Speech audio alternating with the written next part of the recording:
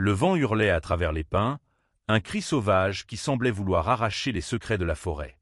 Adrien trébucha sur une racine, son cœur battant à tout rompre, et Léo, son meilleur ami, se retourna avec ce sourire en coin qui le rendait à la fois agaçant et irrésistible. « Tu vas pas déjà abandonner, si ?» lança-t-il, sa voix rauque résonnant dans le silence oppressant des bois. Ils étaient là, dans une forêt du sud de la France, à 1 heure de Toulouse, pour une chasse matinale. Adrien, 28 ans, avait toujours détesté ces escapades. Il n'aimait ni les fusils, ni l'idée de tuer, mais Léo, avec son assurance brute et son charisme magnétique, l'avait convaincu. « Ça te fera du bien, mec. T'es trop dans ta tête », avait-il dit, en posant une main ferme sur son épaule. Adrien avait cédé, comme toujours. Parce que dire non à Léo, c'était comme dire non à la gravité, impossible. La forêt de la Grésigne, avec ses chênes tordus et ses sentiers boueux, semblait vivante ce matin-là. Les feuilles mortes craquaient sous leurs bottes, et chaque bruit, un craquement, un oiseau s'envolant, faisait sursauter Adrien.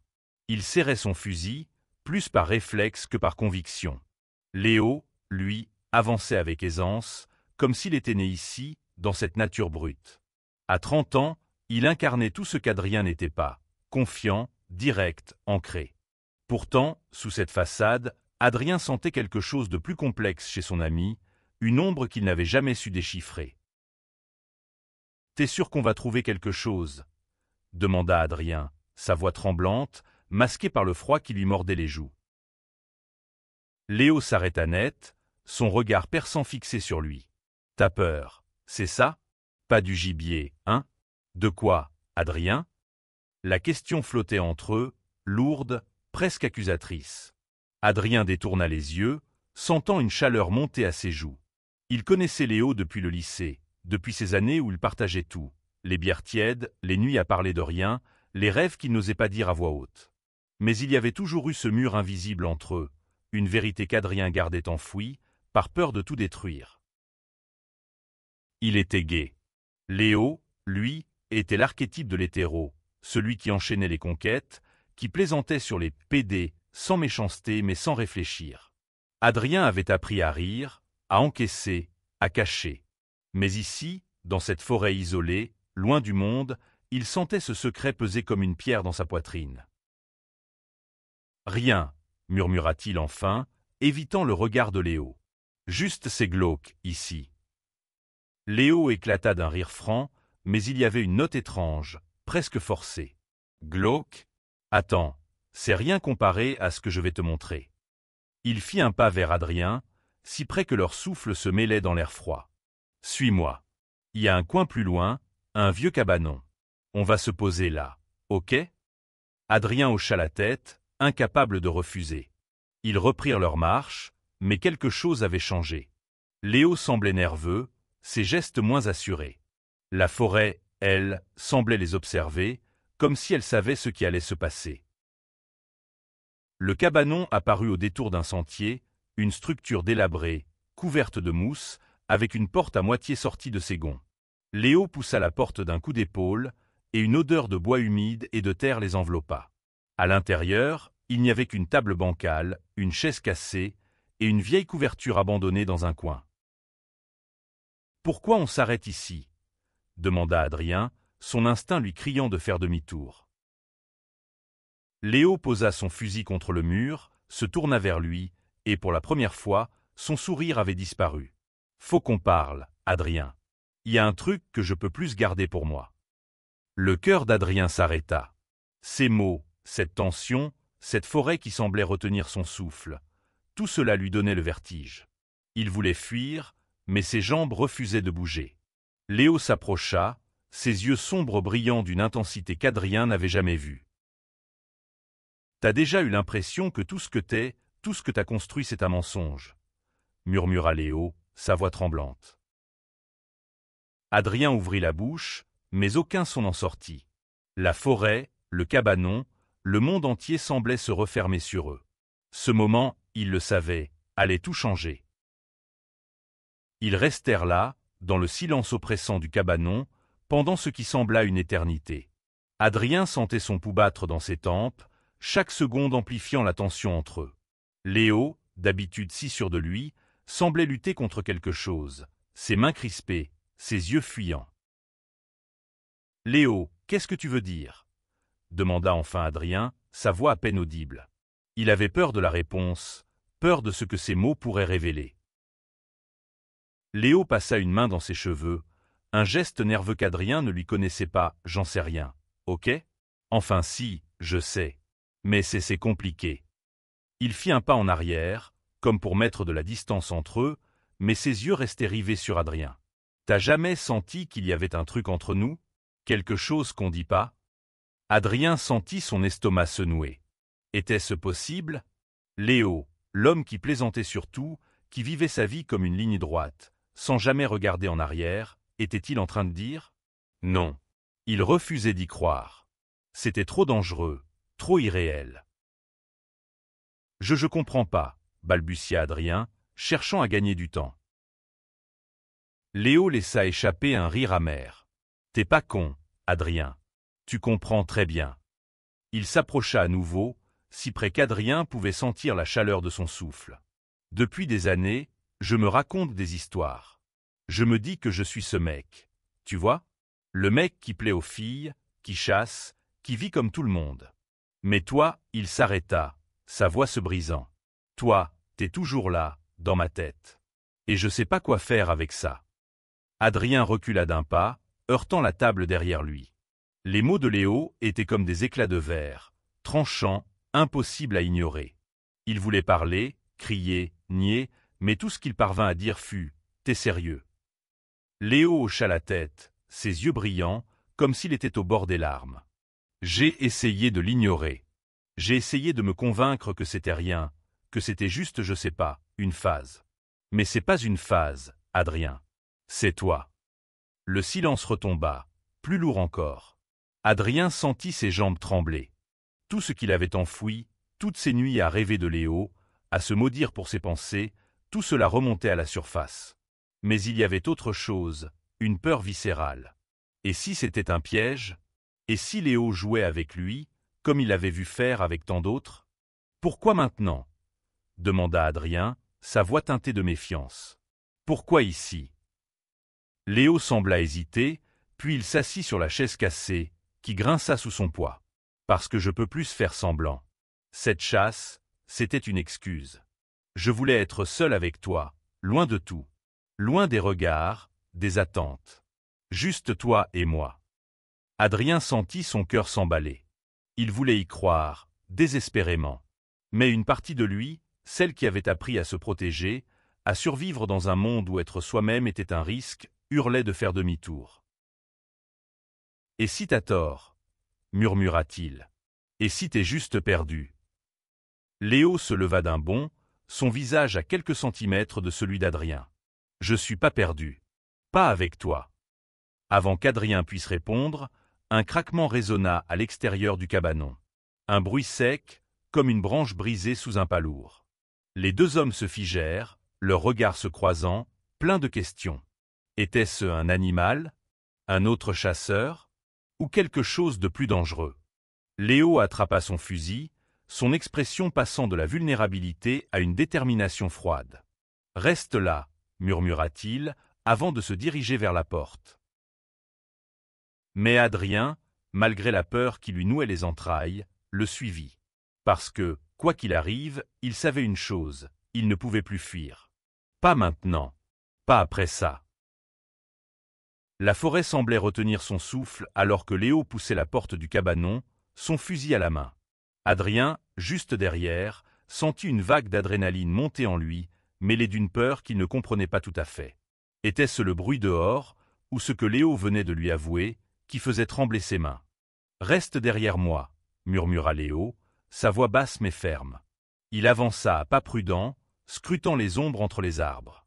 La brume s'épaississait, enveloppant les troncs dans un voile gris qui rendait chaque forme indistincte, presque menaçante. Adrien suivit, son propre fusil pesant comme un fardeau. Il n'avait jamais aimé les armes, mais à cet instant, il était presque reconnaissant de l'avoir. Un autre craquement, plus proche cette fois. Léo s'arrêta, levant une main pour intimer le silence. « T'as entendu » chuchota-t-il, sans se retourner. Adrien hocha la tête, même si Léo ne pouvait pas le voir. Son cœur battait si fort qu'il craignait que le bruit ne trahisse leur position. C'est peut-être juste un cerf, tenta-t-il, plus pour se rassurer que pour convaincre Léo. Mais Léo secouait déjà la tête. Non, c'est trop lourd. Il pointa son fusil vers un bosquet dense, ses yeux plissés. Y à quelqu'un. Adrien sentit un frisson glacé lui parcourir l'échine. Ils étaient seuls, à des kilomètres de toute civilisation.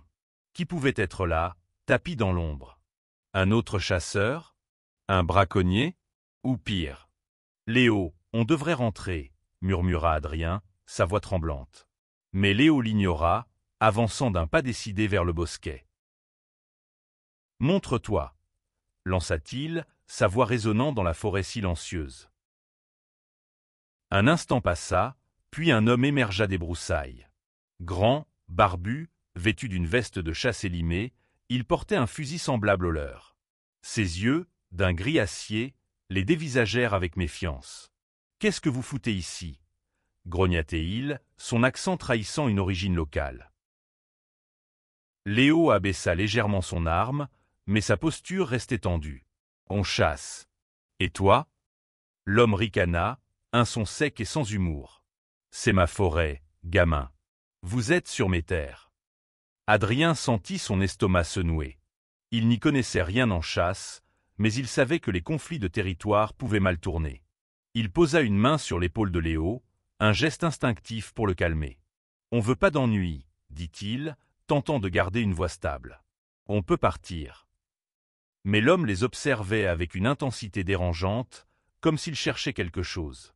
« Vous êtes pas d'ici, hein » demanda-t-il, ses yeux passant de Léo à Adrien. « Vous avez l'air différent. » Le mot, anodin en apparence, fit tressaillir Adrien.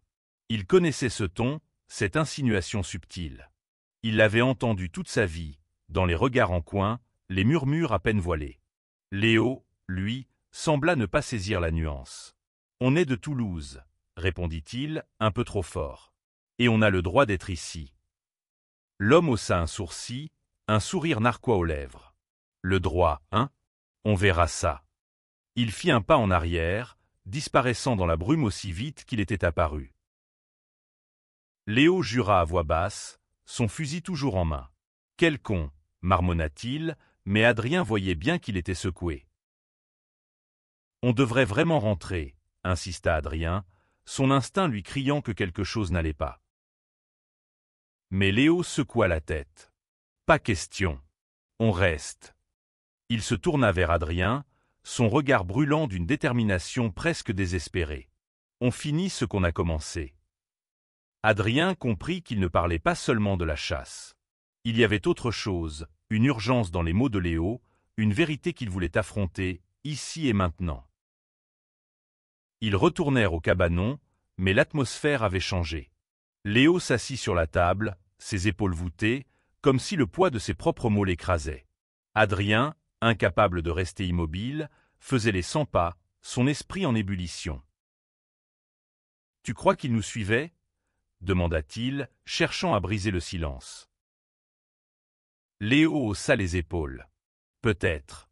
Mais c'est pas lui qui m'inquiète. » Il releva les yeux, fixant Adrien avec une intensité qui le cloua sur place. « C'est toi. T'as rien dit, Adrien. Après tout ce que je t'ai balancé, t'as rien dit. » Adrien sentit sa gorge se serrer. Que pouvait-il dire? Qu'il avait passé des années à cacher ses sentiments, à se convaincre que Léo ne pourrait jamais l'aimer? Que chaque plaisanterie, chaque regard, chaque contact innocent entre eux était une torture? « Je sais pas quoi dire, » admit-il enfin, sa voix brisée. « Tu peux pas juste lâcher un truc pareil et attendre que je sache quoi faire. » Léo se leva, s'approchant à nouveau, trop près. « Je veux pas que tu saches quoi faire. Je veux juste que tu sois honnête. Avec moi. Avec toi. » Adrien recula, heurtant le mur du cabanon. « T'es pas gai, Léo. T'as une copine. T'as une vie. Pourquoi tu fais ça ?» Léo ferma les yeux, comme si les mots d'Adrien l'avaient frappé. « Parce que je peux plus mentir, » murmura-t-il. « Parce que chaque fois que je suis avec elle, je pense à toi. parce que je suis fatigué de jouer un rôle. Adrien sentit les larmes monter, des larmes de colère, de peur, d'espoir. Il voulait croire Léo, mais il avait trop peur de ce que cela signifiait. Trop peur de ce que le monde, cette forêt, cet homme étrange dehors, penserait d'eux. Un autre craquement résonna, plus proche cette fois. Léo attrapa son fusil, mais cette fois, il ne bougea pas. Il regarda Adrien, et dans ses yeux, il y avait une question, une prière. « Et toi, Adrien, qui es-tu vraiment » Adrien ne répondit pas. Il ne pouvait pas. Les mots de Léo, cette question brûlante dans ses yeux, le paralysaient.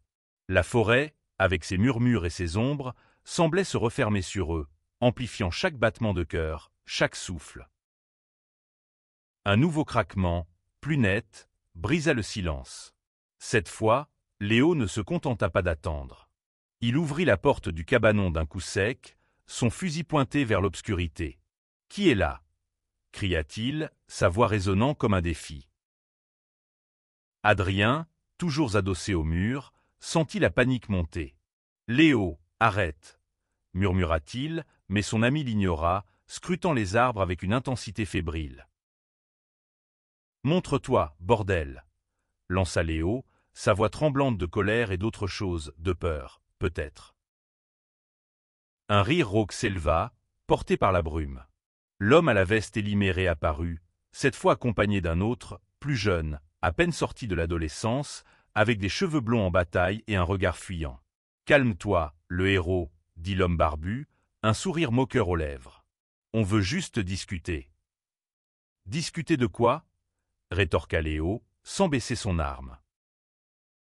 Adrien posa une main sur son bras, un geste instinctif pour l'apaiser. « Léo, baisse ça.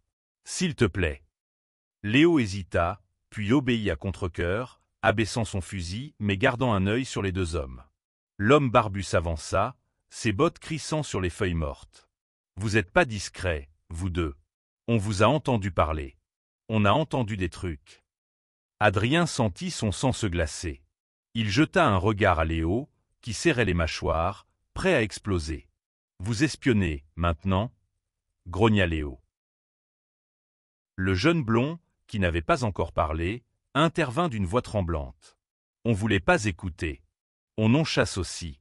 Mais on vous a vu entrer dans le cabanon, et il s'arrêta, rougissant, comme s'il regrettait d'avoir ouvert la bouche. » L'homme barbu posa une main sur l'épaule du jeune, un geste qui semblait à la fois protecteur et autoritaire. « Ce qu'il veut dire, c'est qu'on a entendu votre petite conversation. Et on se pose des questions. » Adrien sentit une colère sourde monter en lui, mêlée de honte. Ils avaient été écoutés. Leurs mots, leurs secrets, exposés. Ils voulaient disparaître, s'enfoncer dans la terre humide de la forêt et ne plus jamais en sortir. « Ça vous regarde pas, » dit-il, sa voix plus ferme qu'il ne l'aurait cru. L'homme barbu haussa un sourcil, surpris.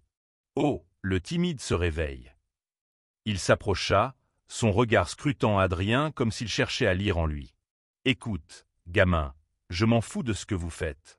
Mais dans cette forêt, on est tous vulnérables. Et les secrets, ça attire les ennuis. » Léo fit un pas en avant, son corps tendu comme un arc. « C'est une menace. » L'homme ricana. « Une observation. Vous n'êtes pas les seuls à cacher des choses. » Il jeta un regard au jeune blond, qui baissa les yeux. Adrien sentit une étrange connexion avec le garçon. Il y avait quelque chose dans son silence, dans sa façon d'éviter les regards, qui lui rappelait ses propres années à se cacher, à prétendre. Était-il possible que... « Laissez-nous tranquilles, » dit Léo, sa voix coupante. « On veut pas d'histoire. » L'homme barbu haussa les épaules. « Comme vous voulez. Mais faites gaffe. La forêt, elle pardonne pas les erreurs. » Il fit signe aux jeunes de le suivre, et ils disparurent dans la brume, laissant derrière eux un silence pesant. Léo jura à nouveau, frappant le mur du cabanon de son poing. « Putain, c'est quoi leur problème ?» Adrien, lui, ne disait rien. Il repensait aux mots de l'homme. Les secrets, ça attire les ennuis. Il regarda Léo, qui faisait les 100 pas, furieux, vulnérable. Et pour la première fois, Adrien se demanda s'il était prêt à affronter ce que Léo lui offrait, et ce que cela coûterait. Ils décidèrent de ne pas retourner à la chasse. La rencontre avec les deux hommes avait brisé quelque chose, une illusion de sécurité. Ils s'assirent dans le cabanon, côte à côte, sans parler. La tension entre eux était palpable, mais différente, plus douce, comme si la peur avait ouvert une brèche. « T'as déjà pensé à tout plaquer ?» demanda soudain Léo, brisant le silence. « Ta vie, ton boulot, tout. Juste partir, être toi-même, sans te cacher ?» Adrien le regarda, surpris. « Tout le temps, » admit-il. « Mais c'est pas si simple. Les gens, ils jugent. Ils parlent. Comme ces mecs, dehors. » Léo secoua la tête. « Je m'en fous des autres. Je veux juste, » il s'arrêta, cherchant ses mots. « Je veux juste être avec toi. Sans avoir à prétendre. » Adrien sentit son cœur se serrer. Il voulait y croire, mais la peur était toujours là, tapie comme un animal dans l'ombre. « Et si ça nous détruit ?» murmura-t-il. Leo nodded. « Alors on se battra. » Il tendit la main, effleurant celle d'Adrien. « Ensemble. » Ce contact, léger mais brûlant, fit sursauter Adrien. Il retira sa main, le cœur battant. « Léo, arrête. On peut pas ici, pas maintenant. » Mais Léo ne le lâcha pas, « Pourquoi pas ?» murmura-t-il, ses yeux brillant d'une intensité presque insoutenable. Avant qu'Adrien puisse répondre, un hurlement déchira la forêt. Un cri humain, aigu, terrifiant. Léo bondit sur ses pieds, attrapant son fusil. Adrien, pétrifié, comprit que leur journée dans la forêt venait de prendre un tournant encore plus sombre. Le cri résonnait encore dans l'air lorsque Léo et Adrien se précipitèrent hors du cabanon, leurs fusils en main. La forêt, dense et brumeuse, semblait avaler le son, le transformant en un écho sinistre.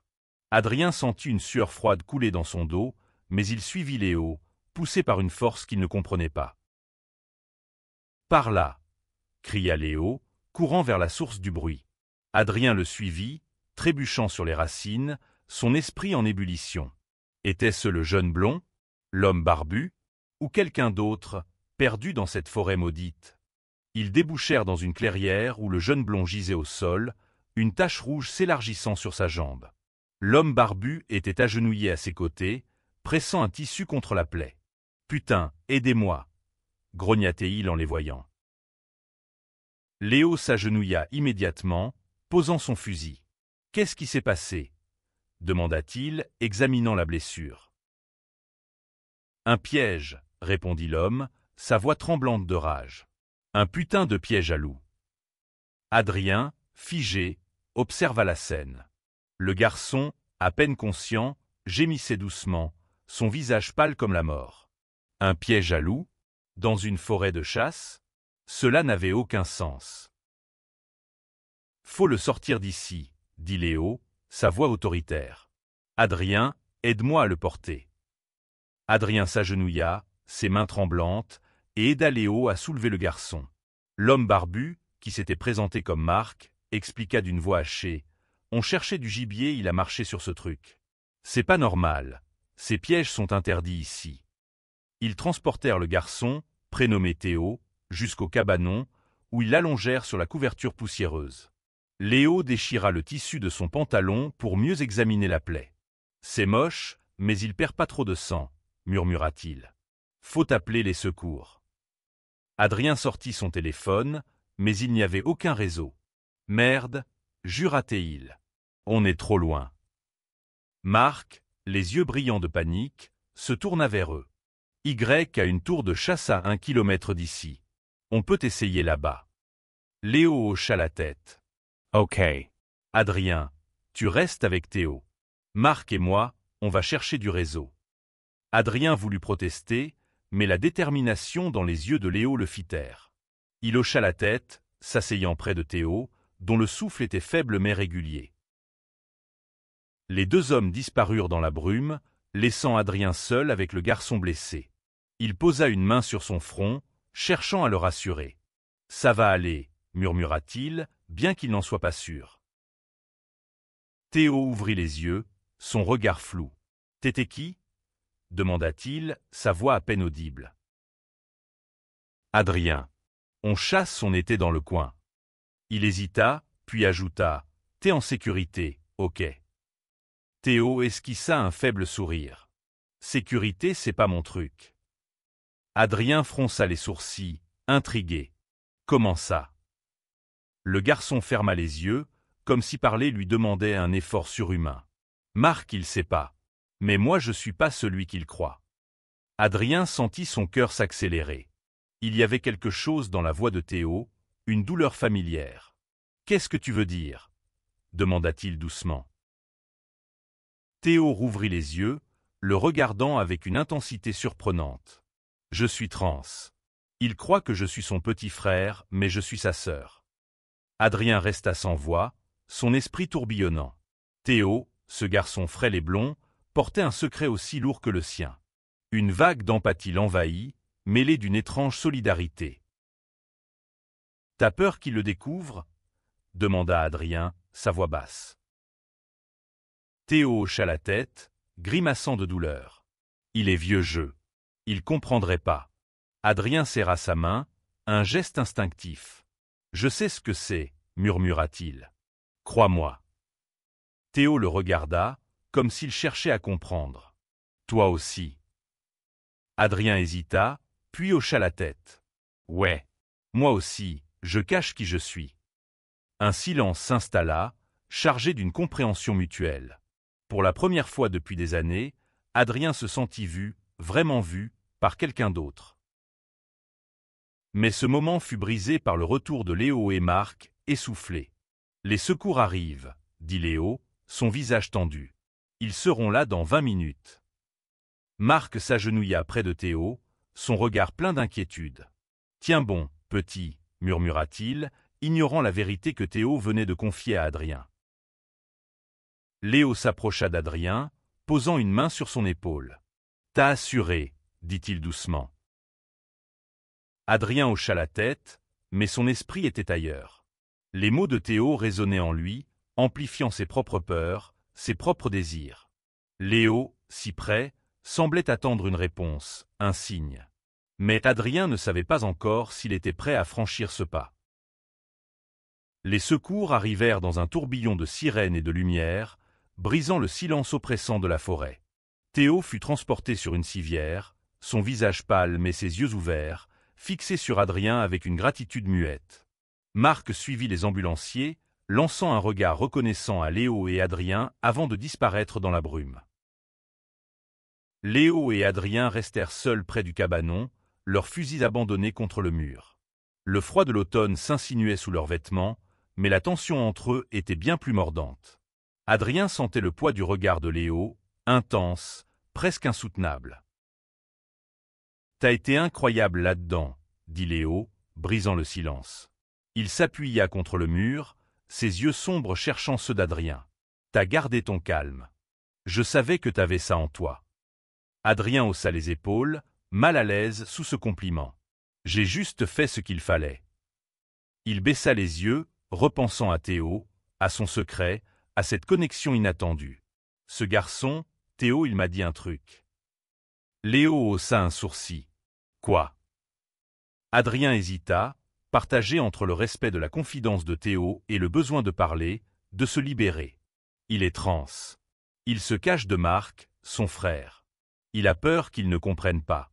Léo resta silencieux un instant, digérant l'information. Merde. C'est lourd.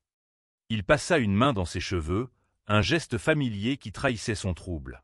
Et toi, t'en penses quoi? Adrien sentit son cœur s'accélérer.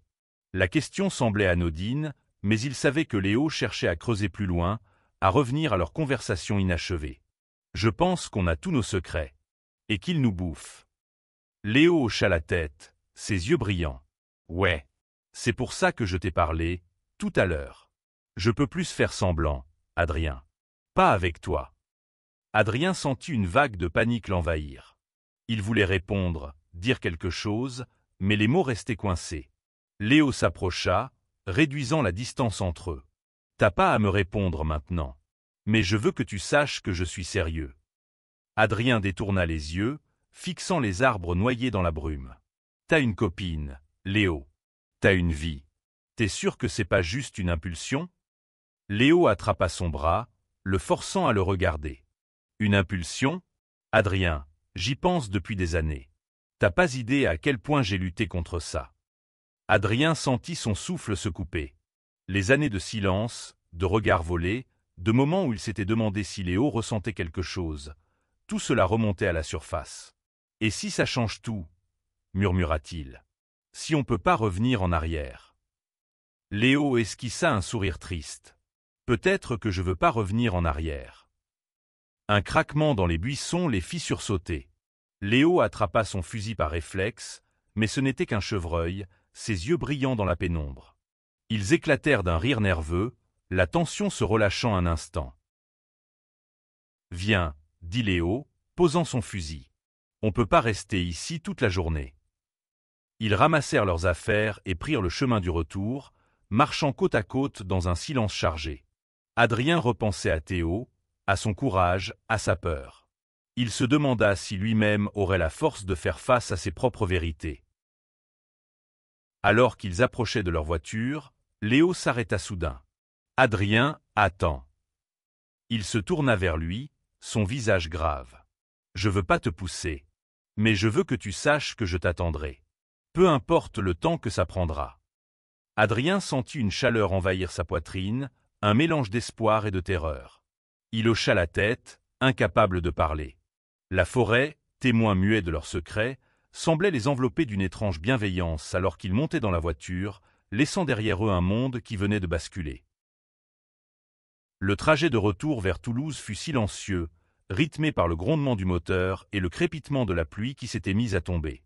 Adrien regardait par la fenêtre, les gouttes traçant des lignes sinueuses sur la vitre, tandis que les mots de Léo tournaient en boucle dans sa tête. « Je t'attendrai. Peu importe le temps que ça prendra. » Léo conduisait, ses mains crispées sur le volant, son regard fixé sur la route. Adrien jetait des coups d'œil à son profil, à sa mâchoire serrée, à ses cheveux noirs humides collés à son front. Il voulait parler, briser ce silence, mais chaque fois qu'il ouvrait la bouche, les mots s'évanouissaient. Ils s'arrêtèrent à une station-service à mi-chemin, sous un néon vacillant qui jetait une lumière blafarde sur le parking. Léo descendit acheter du café, et Adrien resta dans la voiture, son esprit en ébullition. Il repensait à Théo, à son secret, à cette forêt qui semblait tout savoir, tout juger. Et à Léo, qui avait brisé toutes ses certitudes en une seule matinée. Léo revint avec 2 gobelets fumants, en tendant un à Adrien. « T'as l'air ailleurs, » dit-il, son ton léger mais teinté d'inquiétude. Adrien prit le café, ses doigts frôlant ceux de Léo. « Je réfléchis. À tout ça. » Léo hocha la tête, buvant une gorgée de son café. « Je t'ai balancé beaucoup, hein ?» Adrien esquissa un sourire. « Ouais, un peu. » Ils restèrent là, sous la pluie, dans la voiture qui sentait le café et la forêt. Léo posa son gobelet sur le tableau de bord et se tourna vers Adrien. « Écoute, je sais que c'est compliqué. Je sais que t'as peur. Moi aussi, j'ai peur. Mais je peux pas continuer à vivre comme si de rien n'était. » Adrien sentit son cœur s'accélérer. « Et Camille ?»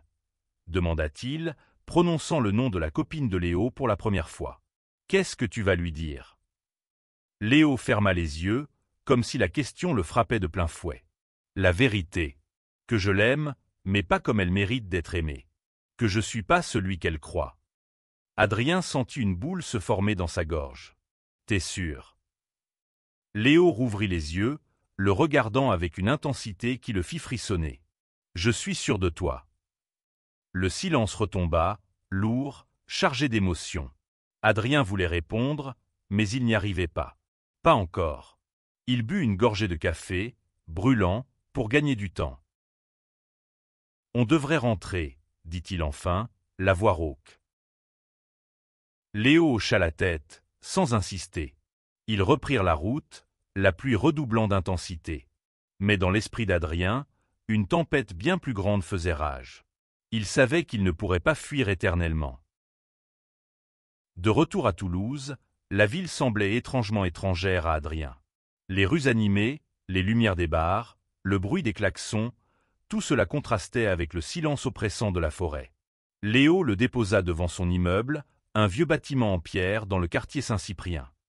« Tu veux que je monte » demanda Léo, son ton hésitant. Adrien secoua la tête. « J'ai besoin d'un peu de temps. » Léo hocha la tête, un sourire triste aux lèvres. « D'accord. Appelle-moi, ok ?» Adrien acquiesça, puis monta chez lui, le cœur lourd. Dans son petit appartement, il s'effondra sur le canapé, fixant le plafond. Les événements de la journée défilaient dans son esprit. La chasse, le cabanon, les mots de Léo, le piège à loup, Théo. Tout semblait irréel, comme un rêve dont il ne pouvait se réveiller. Il sortit son téléphone et tapa un message à Léo, mais s'arrêta avant de l'envoyer. Que pouvait-il dire? Qu'il l'aimait depuis des années? Qu'il avait peur de tout détruire? Il effaça le message et posa le téléphone sur la table. Le lendemain, il reçut un appel de Marc. Théo allait mieux. La blessure n'était pas aussi grave qu'elle en avait l'air. « Merci, » dit Marc, sa voix rauque. « Vous avez été solides, tous les deux. » Adrien murmura un vague de rien, mais son esprit était ailleurs. Il repensait à Théo, à son secret, à cette peur d'être rejeté. Il se demanda si lui-même aurait un jour le courage d'être aussi honnête.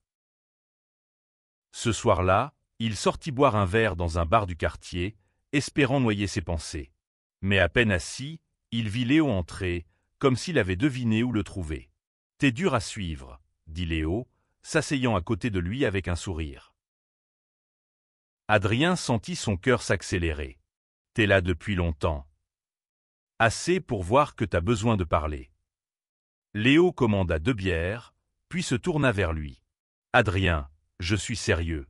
Je veux pas te perdre. » Adrien sentit les larmes monter, mais il les ravala. « Je sais pas si je peux, Léo. J'ai peur. » Léo posa une main sur la sienne, un geste simple mais électrisant. « Moi aussi. Mais on peut avoir peur ensemble, non ?» Adrien esquissa un sourire, le premier depuis des heures. « Peut-être. » Les jours suivants furent un tourbillon d'émotions. Adrien évitait Léo, incapable de faire face à la vérité. Mais Léo, fidèle à sa promesse, ne lâchait pas. Il lui envoyait des messages, simples, sans pression. « Je suis là quand t'es prêt. » Un soir, Adrien se rendit à l'hôpital pour voir Théo. Le garçon, encore pâle mais souriant, était assis dans son lit, Marc à ses côtés. « T'es venu, » dit Théo, surpris. Adrien hocha la tête. « Je voulais m'assurer que t'allais bien. » Théo esquissa un sourire. « Ça va. Et toi? T'as l'air perdu. » Adrien rit doucement. « Ouais, un peu. » Ils parlèrent un moment, et Théo lui confia qu'il avait parlé à Marc. « Il a été mieux que je pensais. Il a dit qu'il avait besoin de temps, mais qu'il m'aimait, peu importe qui je suis. » Adrien sentit une vague d'espoir l'envahir. Si Théo avait trouvé le courage, peut-être que lui aussi pouvait le faire. En rentrant chez lui, il trouva Léo devant son immeuble, sous la pluie. « T'es sérieux ?»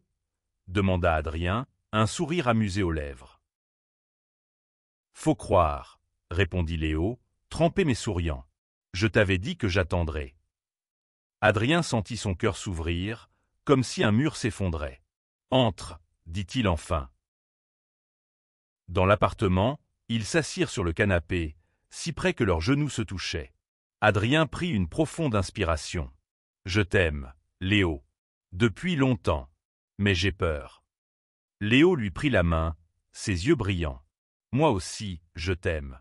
Et on affrontera ça ensemble. » Ils s'embrassèrent, un baiser doux, hésitant, mais plein de promesses. La forêt, les secrets, les peurs, tout semblait loin, à cet instant. Ils savaient que le chemin serait difficile, que le monde ne serait pas toujours clément. Mais pour la première fois, Adrien se sentit libre, comme si la forêt de la Grésigne, avec ses ombres et ses vérités, leur avait offert un nouveau départ.